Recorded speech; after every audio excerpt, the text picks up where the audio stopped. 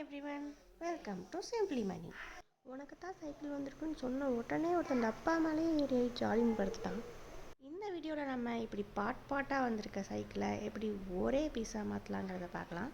First டப்பாக்குள்ள இருக்கிறதெல்லாம் எடுத்து அந்த கவர்லாம் கலட்டிட்டு எல்லா பச்சும் கரெக்டாக இருக்கா அப்படின்னு சொல்லிட்டு பார்த்துட்டேன். அதுக்கப்புறம் சரி நம்ம ஃபஸ்ட்டு உட்கார ஷீட்டை ரெடி பண்ணிடலான்ட்டு அந்த சீட்டில் 2 ஸ்க்ரூ பண்ணுற மாதிரி தான் இருந்துச்சு. அந்த ஸ்க்ரூ மட்டும் கொடுத்துட்டு டைட் பண்ணிட்டு இருந்தேன் 2 சைடும். நெக்ஸ்ட்டு நம்ம என்ன பண்ணலான்னு யோசிச்சப்போ தான் சரி நம்ம முன்னாடி வீலை முடிச்சிருவான்ட்டு முன்னாடி அந்த கூட தான் ரொம்ப நேரமாக கஷ்டப்பட்டு கடைசியில் போட்டுட்டேன்.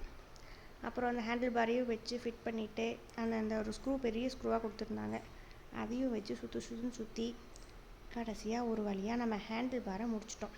நெக்ஸ்ட் அதில் பெல்லும் கொடுத்துருந்தாங்க, பெல்லையும் போட்டுட்டு நெக்ஸ்ட்டு பேக் வீலுக்கு வந்தேன். பேக் வீல் ஃபிட் பண்ணுறதும் இல்லை, இப்படி வச்சு ஒரே அமுக்கு, அதையும் அமுக்கி விட்டாச்சு.